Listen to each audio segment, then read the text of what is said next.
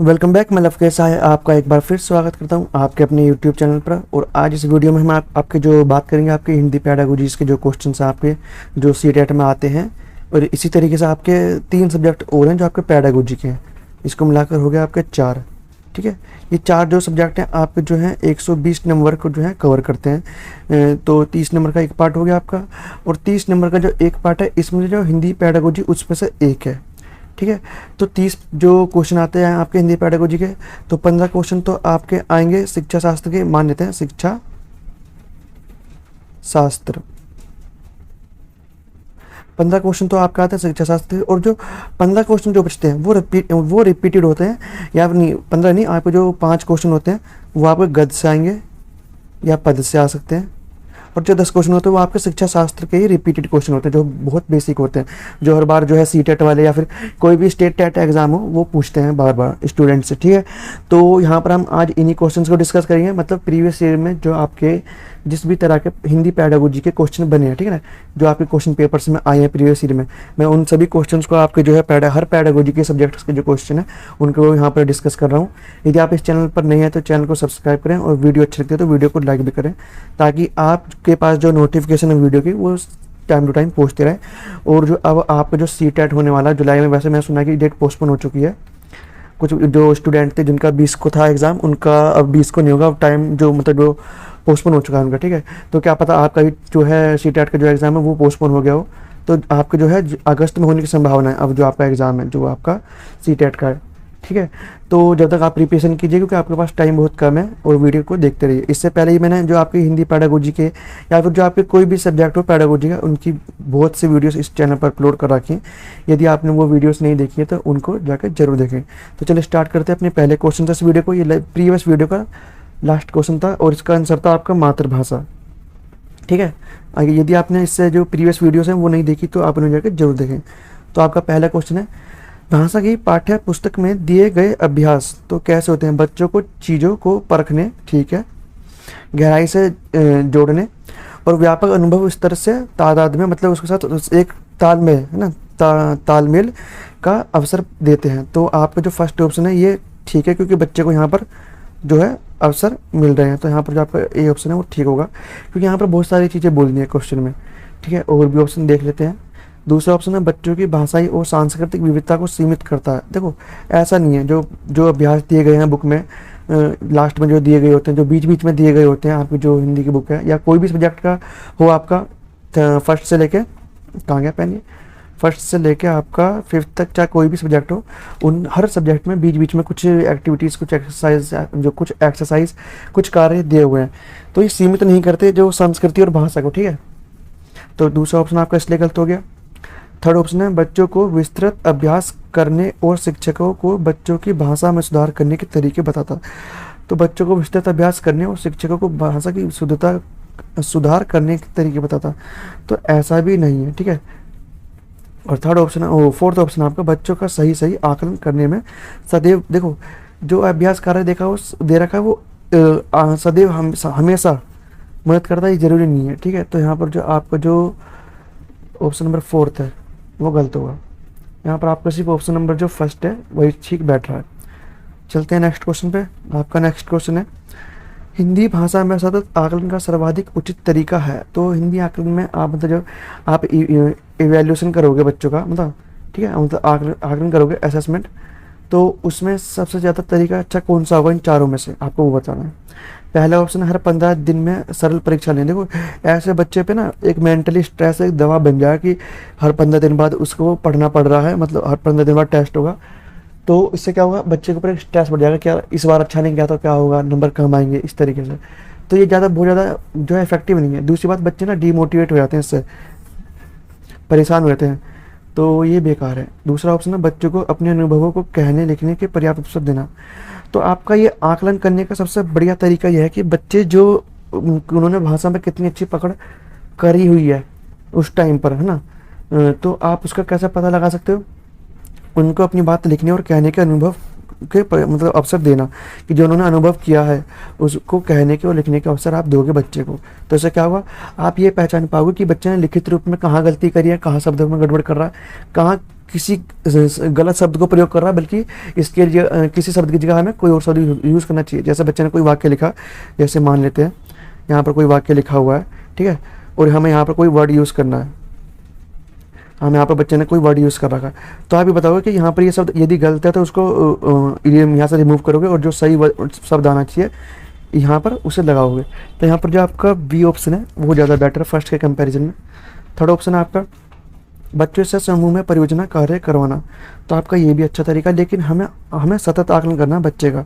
तो सबसे बेस्ट तरीका ये है कि आप प्रत्येक बच्चे के बारे में जो बी ऑप्शन दे रखा है उससे पता कर पाओगे। समूह कार्य में आपको पूरे समूह के बारे में पता चलेगा, तो हमें पूरे समूह के बारे में नहीं जानना, हमें हर बच्चे के बारे में जानना है। इसलिए आपका जो है सी ऑप्शन भी गलत होगा। और फोर्थ ऑप्शन है बच्चों से अनौपचारिक बातचीत करना, ये भी एक तरीका है, लेकिन जो हमें पता करना है ना वो ये तरीका होगा। बातचीत से आप उनके अनुभवों का पता नहीं लगा पाओगे, लेकिन जब बच्चा अपने अनुभवों को बताएगा आपको और लिखेगा उन्हें, तब आप ज़्यादा उससे जो आकलन है उसका सही तरीके से कर पाओगे।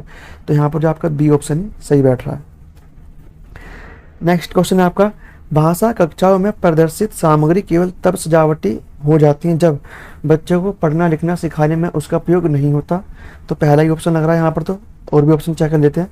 वह बच्चों को अनिवार्यतः कोई मूल्य ना सिखाए, तो यह वह बच्चों को अनिवार्यतः कोई मूल्य ना सिखाए, तो ये भी हो सकता था, लेकिन ये इतना सही नहीं है फर्स्ट कंपैरिजन में। सेकंड ऑप्शन है वह सामग्री पाठ्य पुस्तक ही ना हो, ये भी गलत है, बच्चे उसे आते जाते देखते हो। तो ये जो आपके जो थर्ड फोर्थ और सेकंड थर्ड और फोर्थ ऑप्शन है वो गलत है आपके। यहाँ पर सिर्फ आपका फर्स्ट ऑप्शन ही ठीक बैठा, जो है कि बच्चों को पढ़ाना लिखना सिखाने में उसका उपयोग नहीं होता, तब वो सामग्री क्या मतलब क्या हो जाती है, वो सजावट की सामग्री हो जाती है। ठीक है, जब बच्चे के लिए कोई काम ही नहीं आ रही तो बस बच्चे उसे क्या करेंगे, मतलब वो अनुपयोगी है, तो यहाँ पर अनुपयोगी की जगह उपयोगी नहीं होता है। तो यहाँ पर जो आपका ए ऑप्शन वो ठीक होगा।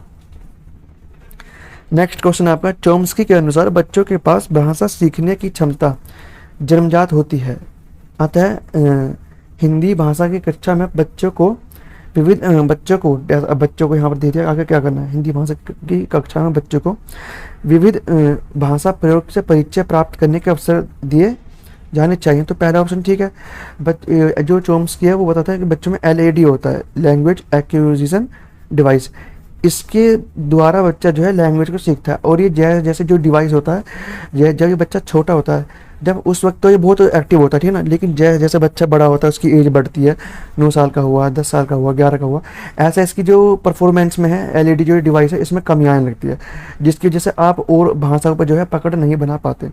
एक एग्जाम्पल लेते हैं, यदि कोई बच्चा इंडिया में ही रहता है, मतलब 2 बच्चे इंडिया में रहते हैं, एक बच्चा मानते हैं, एक बच्चा यदि इंडिया में रहता है और उस बच्चे को बचपन से ही क्या है, इंग्लिश लैंग्वेज का माहौल मिल रहा है, ठीक है, तो वो इंग्लिश लैंग्वेज ही सीख जाएगा, जो कि आजकल जो है कल्चर में चल रहा है। जो पेरेंट्स अपने जो बच्चों को है इंग्लिश में ही वर्ड सिखाते हैं कि टंग बोलो, हैंड बोलो ना, मतलब इंग्लिश में ही जो बात करना सिखाते हैं, ताकि उनकी जो है इंग्लिश पर पकड़ ज़्यादा अच्छी बन जाए, क्योंकि उन्हें पता आज के टाइम में इंग्लिश का बहुत महत्व है। दूसरी बात, एक बच्चा वो है जो हिंदी मीडियम मतलब इंडिया में ही पढ़ रहा है और उसकी मातृभाषा हिंदी है, और वो उसको हिंदी का वातावरण ही मिल रहा है, ठीक है। अब ये बच्चा हो गया, जो फर्स्ट बच्चा है, ये बच्चा हो गया 11 या 12 साल का, ठीक है, हम 12 साल मान लेते हैं, 12 साल का हो गया, और अब इसे हम जरा यदि इंग्लिश सिखाते हैं तो ये बहुत कम इफेक्टिव वे में इसकी परफॉर्मेंस बहुत कम होगी इस बच्चे के कंपैरिजन में, जो बचपन से ही जो है ऐसे एनवायरनमेंट में रहा है जिसमें अंग्रेजी शब्दों का प्रयोग किया गया है, ठीक है। इस बच्चे के लिए हिंदी कठिन होगी, जो अंग्रेजी एनवायरनमेंट में रहा है ना, इंग्लिश के एनवायरनमेंट में रहा है, ऐसा उसको माहौल मिला है। और जो बच्चा हिंदी के जो वातावरण मिला, उसे एनवायरनमेंट मिला है, उसके लिए आगे चल के इंग्लिश को सीखना मुश्किल होगा, ठीक है। तो ये डिवाइस यही काम करता है, क्योंकि इसकी आगे चल के ना परफॉर्मेंस खराब हो जाती है, मतलब कम होती चली जाती है, जिसकी वजह से बच्चा जो है और भाषाओं पर पकड़ नहीं बना पाता, और जिसकी वजह से क्या करना पड़ता है हमें, भाषा का अधिगम नहीं अर्जन, भाषा का अर्जन करना पड़ता है। अर्जन मतलब जो हमें सीखना पड़ रहा है, अर्जन, ठीक है, हमें दूसरी भाषा सीखनी पड़ती है, ना कि हमें खुद ही उसका अधिगम खुद ही सीखते हैं हम उसे, ये नहीं होता, ठीक है। तो यहाँ पर जो आपका फर्स्ट ऑप्शन ही ठीक बैठ रहा है और सब ऑप्शन आपके जो है गलत होंगे। नेक्स्ट क्वेश्चन आपका डेवलप हो गया, क्वेश्चन डेवलप हो गए, ठीक है। नेक्स्ट क्वेश्चन है आपका निम्नलिखित में से कौन सा नियम पढ़ने सीखने में मुश्किल पैदा नहीं करता। तो पढ़ने सीखने में कौन सा क्वेश्चन मुश्किल पैदा नहीं करता आपको बताना, मतलब 3 मुश्किल पैदा करते हैं, या तो आप उन 3 को क्रॉस कर दीजिए, या फिर आप एक जो सही है उसको राइट लगा मतलब टिक कर दीजिए। पहला ऑप्शन है यह सुनिश्चित करना कि ध्वनि के नियम सीख कर उन पर अमल किया जाए। तो ठीक है, ये गलत लग रहा है। ठीक है, ध्वनि के नियम आपने सीख लिया और नियम सीख रहे हैं यहाँ पर हम, जबकि हमें प्राइमरी लेवल पर नियमों की बात नहीं करते हम। तो पहला ऑप्शन आपका गलत होना चाहिए। और इन नियमों को सीखने के बाद आप उसमें अमल कर रहे हो, अमल करना सीखे, लेकिन हम नियम थोड़ी सिखाते हैं ध्वनि के। तो पहला ऑप्शन आपका गलत होगा और यही बात इन्होंने पूछी है। सेकंड, थर्ड और फोर्थ ऑप्शन देख लेते हैं।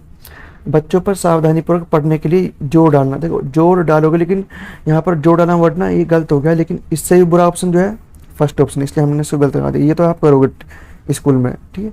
सेकंड ऑप्शन, शब्द प्रति शब्द पढ़ते गति को बढ़ाने का आग्रह करना, कि जैसा जैसा आप वर्ड को पढ़ रहे हो वैसे वैसे आपको अपनी स्पीड तेज करनी है शब्दों को पढ़ने में, ठीक है ना। आपका वर्ड पर मिनट बढ़ना चाहिए, कुल मिला के बात ये है।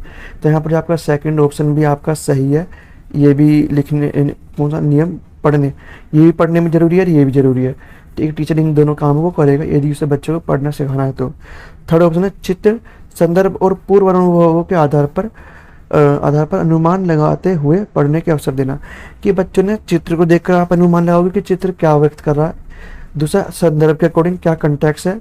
तीसरा है आपका पूर्व अनुभव, पिछला जो एक्सपीरियंस रहा है बच्चे का तो किसी किताब को पढ़ने में, किसी चैप्टर को पढ़ने में, उसको ध्यान में रखते हुए, उस नॉलेज को यूज़ करते हुए आप अंदाज़ा लगाओगे कि यहाँ पर क्या शब्द होना चाहिए, या फिर ये जो पूरा पैराग्राफ है ये किस संदर्भ में बात कर रहा है, और इसका मैं शीर्षक, ठीक है, शीर्षक जो है बता सकूं या लिख सकूं। होता ना, शीर्षक भी लिखना होता है कि इस कहानी का आप क्या शीर्षक दोगे। तो आपका फोर्थ ऑप्शन जो है वो भी ठीक है। एक टीचर फोर्थ, थर्ड और सेकंड ऑप्शन का यूज़ करेगा, लेकिन फर्स्ट ऑप्शन बिल्कुल बेकार है। नेक्स्ट क्वेश्चन आपका, प्राथमिक स्तर पर भाषा शिक्षण का मुख्य उद्देश्य है। भाषा शिक्षण का मुख्य उद्देश्य क्या, प्राइमरी लेवल पर आपको वो बताना है। पहला ऑप्शन आपका 4 अक्षर वाले शब्द पढ़ लिख लेना। देखो जरूरी नहीं है कि सिर्फ 4 अक्षर वाले शब्द ही हों, ठीक है, हमें इस चीज़ पर जोर नहीं देना है। कोई शब्द 4 से ज़्यादा का भी हो सकता है, ठीक है। जैसे कि हम कोई लेते हैं, कोई शब्द क्या लें, टिप्पणी लेते हैं हम, ठीक है, ये 4 से ज़्यादा का है, ठीक है।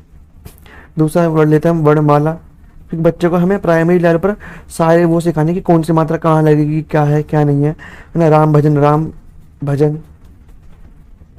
तो ये तो 4 शब्दों से ज़्यादा का हो गया, है ना। तो ये ऑप्शन आपका गलत होगा। सेकंड ऑप्शन आपका पाठ्य पुस्तक के अंत में दिए गए सभी अभ्यासों को पूरा करना। देखो ये जरूरी नहीं है कि हम कौन सा सभी अभ्यासों को बच्चा पूरा ही करे, ठीक है, ये इतना इंपॉर्टेंट नहीं है। बच्चा कई चीज़ें ऐसे खुद ना करके भी ज़्यादा परफॉर्मेंस अपनी जो है शो कर सकता है। थर्ड ऑप्शन है दूसरों की बातों को धैर्य से सुनना, ठीक, धैर्य से सुनना, गई बात पर अपनी टिप्पणी, ठीक है, सब ठीक है, ये हो गया। दूसरों की बातों को धैर्य से सुनना और सुनी गई बात पर टिप्पणी देना। तो आपका ये ऑप्शन आपका ठीक होगा। भाषा शिक्षण का मुख्य जो मेन मोटिव है वो ये है, ऑब्जेक्टिव जो है, कि हमें बच्चे को ना इस लायक बनाना है कि वो दूसरी की बात को सुन सके, उसको समझ सके, अंडरस्टैंडिंग लेवल पर लेकर आए, फिर उसके बाद वो उसकी जो है उसको रिप्लाई दे सके सामने वाले को, ठीक है। यदि आप किसी बच्चे से पूछ रहे हो कि तुम घर पर जाकर क्या क्या क्रियाएं करते हो, तो बच्चे को पता होना चाहिए कि ये सब जो क्रिया का वर्ड का जो यूज़ कर रहा है वो काम बोल रहे हैं, क्या क्या काम तुम घर पे करते हो। तो वो इस बात को बताया कि मैं घर पर जाकर ये काम करता हूँ। यदि टीचर ने कुछ और पूछा कि आप कैसे पढ़ना पसंद करते हो, लिखना पसंद करते हो, तो बच्चा बताया कि मुझे देख कर लिखना पसंद है, या फिर इस तरीके से लिखना पसंद है, पढ़ना पसंद है, समझना पसंद है। तो ये भी एक तरीके हैं। तो यहाँ पर जो आपका सी ऑप्शन है वो ज़्यादा बेटर है। और फोर्थ ऑप्शन भी आपका गलत होगा, वर्णमाला को क्रम से याद करना, ये भी नहीं होगा आपका ऑप्शन, ठीक है। तो यहाँ पर जो आपका ऑप्शन नंबर जो है थर्ड जो है वही ठीक बैठ रहा है। नेक्स्ट क्वेश्चन है आपका, तुम्हारे आसपास ऐसे कौन कौन से फूल हैं जिनकी बहुत तेज महक है, फूलों के नाम अपनी भाषा में लिखो। हिंदी भाषा के इन अभ्यासों का क्या उद्देश्य है। अब हम बच्चों से ऐसे अभ्यास क्यों कराते हैं कि जो यहाँ पर देखा कि आपके आसपास कौन कौन से फूल आपको मिलते हैं, आप देखते हो। यदि आप पार्क जाते हो, आपके घर के पास पार्क है, या फिर आपने घर पर अपने छत पर उगा रखे हो, इस तरीके से, तो बच्चा बताया कि इन फूलों की महक बहुत तेज है। तो ये जो क्वेश्चन है ऐसा पूछने का उद्देश्य क्या है, पाठ को अपनी अनुभव संसार से जोड़ने के अवसर देना और बहुभाषिकता को पोषित करना। तो यही आपका ऑप्शन बैठ रहा है फर्स्ट जो सही है, कि पाठ को वो डेली लाइफ से जोड़ पा रहा है। जो बच्चा जोड़ेगा ना, जब टीचर पूछेगा तो वो जो है नोटिस करेगा, ऑब्जर्व करेगा कि मैंने कहाँ कहाँ पेड़ देखे हैं, कोई कितने रंगों के देखे हैं। वो महक के अलावा पेड़ों की वो यही बताएगा कि इसकी पत्तियाँ ऐसी थी, ये रंग बिरंगा था, इसमें डाली थे, इसमें गोल गोल छोटे छोटे दाने से थे, बीच में साइड में होता ना एक पेड़ ऐसा, एक फूल जो होता है इस तरीके से होता है, जिसमें बीच में यहाँ पर दाने से होते हैं, लगे होते हैं इस तरीके से, इसके आसपास पंखुड़ियाँ होती हैं इस तरीके से। तो बच्चा बताएगा इस चीज़ को, सिर्फ वो इसकी महक ही नहीं सूंघेगा, और चीज़ें भी बताएगा पेड़ पौधों के बारे में। तो क्या अपने जीवन से जोड़ पा रहे हैं। तो फर्स्ट ऑप्शन आपका यहाँ ठीक होगा, और सब जो ऑप्शन आपके वो गलत होंगे यहाँ पर। नेक्स्ट क्वेश्चन है आपका, संगीता अक्सर शब्दों को उल्टा लिखती है। मतलब क्या करा उसने लिखा बी को डी लिख दिया, ठीक है। उसने क्या करा, उसने माँ को भा लिख दिया, वाह को उसने बा लिख दिया, या बा को वाह लिख दिया, ठीक है। उसके या था को उसने या लिख दिया। तो ऐसे बहुत से शब्द है कि जो ये तो उल्टे लिख दिए, और इनमें डिफरेंस भी नहीं करना आता, ये भी हो सकता है, ठीक है। जैसे बच्चा अनक्लियर को न्यू क्लियर है, ठीक है। इस तरीके से मतलब बच्चा जो है शब्दों को उल्टा सीधा लिख सकता है। इसके तो जो बच्चे में जो दिक्कत है वो लिखते समय कुछ अक्षरों को छोड़ देती है।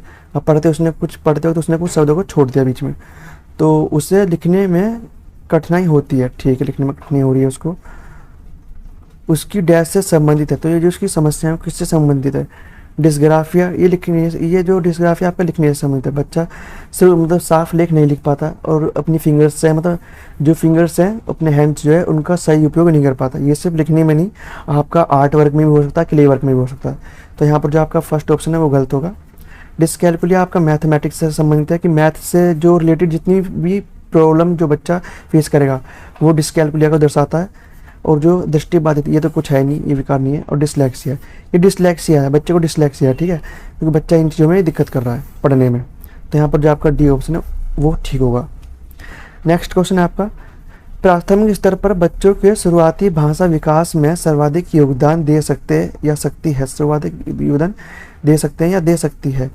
तो देखते हैं आपका पहला ऑप्शन आपका, टीवी पर देखे जाने वाले 15 मिनट के कार्टून कार्यक्रम। तो भाषा विकास में सबसे ज़्यादा योगदान ये दे सकती है, ये तो नहीं देगा।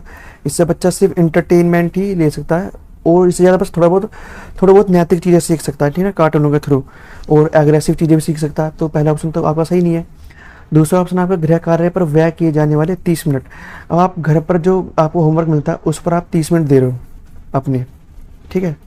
तो आपका सेकंड ऑप्शन भी जो है सही नहीं होगा, सेकंड ऑप्शन भी आपका जो है यहाँ पर गलत होगा। थर्ड ऑप्शन आपका, FM पर 15 मिनट सुनने जाने वाले समाचार। तो FM पर जो समाचार आते हैं, ठीक है ना, वो भी बहुत ज़्यादा इफेक्टिव नहीं है। तो फर्स्ट के 3 ऑप्शन गए, आपका फोर्थ ऑप्शन भी सही होगा ऑप्शन ही, परिवार में होने वाली परस्पर गुणवत्तापूर्ण बातचीत, ठीक है। तो यहाँ पर जो आपका फोर्थ ऑप्शन है वो ठीक होगा। नेक्स्ट क्वेश्चन आपका, यदि सुलेखा रेलगाड़ी को रेलगाड़ी, मतलब देखो उसने क्या करा, उसने मात्रा में गड़बड़ कर दिया यहाँ पर, ठीक है, लिखती है। तो एक भाषा शिक्षक के रूप में आप क्या करेंगे, सुलेखा से रेलगाड़ी शब्द 30 बार 30 टाइम्स, ठीक है, लिखवाएंगे ताकि दोबारा गलती ना करे। उसे आप शब्द याद करवा रहे हो कि रेलगाड़ी ऐसे लिखा जाता है, लेकिन जब वो 30 टाइम याद करने के बाद जब वो मतलब जब बहुत ज़्यादा टाइम हो जाएगा, जब वो आगे क्लासों में बढ़ जाएगी, तब तो वो भूल जाएगी लिखना कि रेलगाड़ी ऐसे लिखते हैं। तो उसको आधार भी तो पता होना चाहिए, क्या ये जो रेलगाड़ी में जो मात्रा है वो पीछे की साइड ही क्यों चढ़ रही है, उसको ये आधार पता होना चाहिए। तो पहला ऑप्शन नहीं होगा। सेकंड ऑप्शन है, उसकी कॉपी पर रेलगाड़ी शब्द लिखेंगे और सुलेखा से पूछेंगे कि लिखे हुए दोनों शब्दों में क्या अंतर है, उसे अपना पसंद स्वयं ठीक करने के लिए कहेंगे, ठीक है, अपना शब्द खुद शब्द ये थोड़ा आधा होना चाहिए इस तरीके से, स्वयं ठीक करने के लिए कहेंगे। तो भी ऑप्शन आपको ज़्यादा ठीक है, क्योंकि आप बताओ ना डिफरेंस की, रेलगाड़ी इस शब्द का तो कुछ मतलब ही नहीं है, लेकिन जो ये शब्द है इसका मतलब होता है, चित्र भी दिखा सकता है बच्चे को, देखो ये रेलगाड़ी है, ठीक है, इस शब्द का मतलब चित्रों में देखें तो ये है, ये यहाँ पर आप रेलगाड़ी बना दो इस तरीके से। तो यहाँ पर जो आपका सेकंड ऑप्शन है वो ठीक होगा। दूसरी बात, बच्चा खुद ही इस बात को देख पाएगा कि यार इसका मतलब ये है चित्र में देखकर, और इसका कोई मतलब ही नहीं है शब्द का, तो मतलब ये सब तो गलत है जिसे मैं लिख रही हूँ। तो क्या करेगी वो, इस शब्द को अपने दिमाग में बैठा देगी कि रेलगाड़ी इस तरीके से लिखा जाता है। फिर बाद में टीचर उसकी इस तरीके से भी मदद कर सकता है कि इस जो ई की मात्रा है इसको बताए बच्चों को, ठीक है, कि ई की मात्रा का जो स्वर है वो कैसा होता है। तो यहाँ पर जो आपका जो बी ऑप्शन है वो ठीक होगा। थर्ड ऑप्शन आपका गलत होगा। रेलगाड़ी शब्द पर घेरा लगातार सही शब्द लिखकर सुलेखा की कॉपी वापस कर दे, गलत। और गोला लगाकर, ठीक है ना, इस तरीके की ये गलत लिखा हुआ है, वापस कर दो ऐसा करके। और फोर्थ ऑप्शन है रेलगाड़ी शब्द पर घेरा लगाएं और सुलेखा को डांटेंगे कि लगा दिया कि ताकि वह आगे शब्दों को सही लिखे। भाई आपने गोला भी लगा दिया और आप डांट भी रहे हो लेकिन सही शब्द नहीं बता रहे, तो ये तरीका भी गलत होगा। तो बी ऑप्शन ही आपका यहाँ पर ठीक बैठ रहा है। नेक्स्ट क्वेश्चन आपका, एक समावेशी कक्षा में कविता पढ़ाने के लिए आप क्या करेंगे? कविता को चार्ट पेपर पर लिखकर बच्चों की पहुंच से दूर दीवार पर लगा देंगे और उसकी ओर संकेत करते कविता को जोर जोर से पढ़ेंगे। तो बच्चे उस चार्ट पेपर को ही देखेंगे, ठीक है, और खुद पढ़ने की कोशिश करेंगे बस। तो पहला ऑप्शन आपका गलत होगा। दूसरा ऑप्शन आपका, कविता को टेप रिकॉर्डर से सुनाएंगे ताकि सभी बच्चों पर ध्यान दिया जा सके। टेप रिकॉर्डर का यूज़ कर रहे हो लेकिन आपके पास वो नहीं है स्पीकर, ठीक है, तो क्या होगा, सिर्फ टेप रिकॉर्डर से कितने बच्चे सुन पाएंगे? शुरू के 4 या 5। सेकंड ऑप्शन भी गलत हुआ इसलिए। थर्ड ऑप्शन है कविता को पढ़ाने के लिए एक से अधिक विधियों का प्रयोग करेंगे ताकि बच्चों को विभिन्न इंद्रियों से अनुभव करने का अवसर मिल सके। देखो विभिन्न इंद्रियों से वो क्या करेंगे, विभिन्न इंद्रियों को जो है यूज़ कर सके, बच्चा देख सके, सुन सके, ठीक है। तो टीचर क्या कर रहा है, बॉडी गेस्चर दिखा रहा है अपना शब्दों को, जो अपने वर्ड्स हैं उनको उतार चढ़ाव तरीके से कर रहा है, किस शब्द पर कविता में फोकस दिया जाए उस पर भी ध्यान दे रहा है। तो यहाँ पर जो सी ऑप्शन आपको वो इसलिए ठीक होगा। फोर्थ ऑप्शन भी आपको गलत होगा। एक ही कविता को 5 बार सुना लो चाहे 10 बार सुना लो, बच्चों को समझ नहीं आएगी, ठीक है, क्योंकि इफेक्टिव तरीका भी तो होता है, सिर्फ सुनाने से क्या होगा, बच्चों को समझ भी तो आनी चाहिए। तो इसलिए आपको जो यहाँ पर डी ऑप्शन है वो गलत होगा। आपका यहाँ पर सी ऑप्शन ही ठीक है। नेक्स्ट क्वेश्चन आपका, विद्यालय आने से पूर्व बच्चों के पास 5000 वाक्य होते हैं। अपनी भाषा की जटिल और समृद्ध संरचनाएं होती है। अपनी भाषा का संपूर्ण बाल साहित्य होता है। 5000 शब्द होते हैं। तो देखो अपनी भाषा की जटिल और समृद्ध संरचनाएं बच्चे के पास होती है ना, कॉम्प्लेक्स और एकदम जितनी होनी चाहिए उतनी संरचनाएं लेकर आता है, अपने घर से अपनी मातृभाषा में सीख कर आता है चीज़ें, ठीक है, मातृ। तो ये आपका जो ऑप्शन नंबर जो आपका बी है वो ठीक होगा। नेक्स्ट क्वेश्चन है आपका, हिंदी भाषा शिक्षक को यह स्वीकार करना चाहिए कि गलतियां सीखने सिखाने की प्रक्रिया का अभिन्न हिस्सा। तो ये टीचर को स्वीकार करना चाहिए। देखो यदि कोई भी बच्चा हो, चाहे टीचर ही क्यों ना हो, चाहे कोई भी व्यक्ति हो, हर व्यक्ति गलती करके सीखता है किसी न किसी फील्ड में, ठीक है। तो यदि बच्चा लिखना सीख रहा है तो पहले वो टेढ़ा लिखना ही सीखेगा, ठीक है, कैसा भी बना देगा जो 2 है 3 है या फिर आ से नार है ऐसा बना देगा, ऊपर से ले लेगा डंडा, इस तरीके से बना देगा, कैसे बना सकता है। तो गलतियाँ क्या सीखने का एक तरीका है, ठीक है। तो यहाँ पर आपका ए ऑप्शन ही ठीक बैठ रहा है। और भी ऑप्शन देख लेते हैं। गलतियों पर बिल्कुल ध्यान ना देने से वे सुधर जाती हैं। तो ऐसा गलत है कि हम गलतियों पर बिल्कुल भी ध्यान नहीं देंगे और ऐसा करने से सुधर जाएंगे, ऐसा बिल्कुल भी नहीं है। तो यहाँ पर आपका जो बी ऑप्शन है वो भी गलत होगा। सी ऑप्शन है आपका, गलतियों को बच्चे को उनकी गलतियाँ समझाना उनके भाषा विकास में महान बाधा है। गलत, महान बाधा नहीं है, हम तो समझा रहे हैं उन्हें, तो ये महान बाधा की जगह कुछ और होना चाहिए था, तो ये आंसर हो जाता। फोर्थ ऑप्शन है, बच्चों को भाषा सिखाना जरूरी नहीं है। तो गलत, सिखाना जरूरी है, ठीक है, क्योंकि आपके सभी जो स्किल्स हैं LSR W सब एक दूसरे से इंटरलिंक है या इंटर रिलेटेड है। यदि एक नहीं सिखाओगे तो इन तीनों पे इम्पैक्ट जरूर पड़ेगा और इससे बच्चे का जो विकास है पूर्ण रूप से नहीं हो पाएगा। तो सी ऑप्शन भी तो डी ऑप्शन सीधा डी ऑप्शन भी आपको गलत होगा। तो यहाँ पर जो आपका फर्स्ट ऑप्शन है वही सही बैठ रहा है। नेक्स्ट क्वेश्चन आपका, जब बच्चे कहानियाँ पढ़ते हैं तो वे बिना किसी उद्देश्य के पढ़ते हैं, वे घटनाओं पात्रों में उलझ जाते हैं। देखो वो उलझते नहीं। एक कहानी है राम और श्याम की, उनके पास 2 बैल थी, राम के पास 2 गाय थी, श्याम के पास 4 बैल थे। तो बच्चे को पता है ना कहानी पढ़ते पढ़ते क्या इसके पास 2 बैल हैं, इसके पास 4 गाय हैं, तो किसके पास ज़्यादा, इसके पास। तो वो चीज़ समझ रहा है, वो कंफ्यूज नहीं हो रहा पात्रों के बीच में। तो बी ऑप्शन आपका गलत होगा। ए ऑप्शन भी गलत है। वे अन्य लोगों के अनुभवों में प्रवेश करते हैं। वो लोगों जो कहानियों में होते हैं वो मतलब अन्य लोग ही तो होंगे जिनको जो है बच्चा नहीं जानता, लेकिन कहानी पढ़ते पढ़ते उनको जानने लगता है कि यार इसके साथ ऐसा हुआ है, ऐसा करने पर तो हमें तो कहानी से कुछ ना कुछ नैतिक शिक्षा मिलेगी, वो बच्चा प्राप्त करेगा। तो क्या है, अन्य लोगों के अनुभवों से बच्चा सीखता है, ठीक है, कहानियों के थ्रू।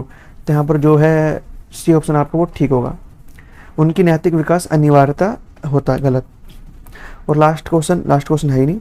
तो यही आपके थे क्वेश्चन। मैंने ये इस वीडियो में आपको जो है हिंदी पैडागोजी के 15 क्वेश्चन कराए हैं कम से कम। मैं डेली इस चैनल पर आपको जो है हिंदी पैडागोजी के, ये हिंदी पैडागोजी नहीं, आपको जो पैडागोजी के जो सब्जेक्ट है इसकी एक वीडियो आपको जो है ज़रूर डेली प्रोवाइड कराता हूँ। आपको जो है टाइम 6:30 बजे शाम को, और एक वीडियो आपकी जो है चाइल्ड डेवलपमेंट की 6 बजे जो है मैं आपको इस चैनल पर अपलोड करता हूँ। यदि आपने इस चैनल पर चाइल्ड डेवलपमेंट की वीडियोस नहीं देखी हैं तो उन्हें जाकर जरूर देखें, ताकि आपको जो अब जो एग्ज़ाम है जो अगस्त में होगा, जुलाई का तो पोस्टपोन हो गया जहाँ तक मुझे पता है, जो पोस्टपोन हो चुका है, अब आपके जुलाई अगस्त में होंगे। तो अगस्त में जो आपका CTET का जो एग्ज़ाम होगा उसमें आप अच्छा स्कोर कर सकें, आपको थोड़ा और टाइम मिल चुका है। इसी के साथ यदि आप इस चैनल पर नए तो चैनल को सब्सक्राइब करें, और वीडियो अच्छी लगी तो वीडियो को लाइक भी करें।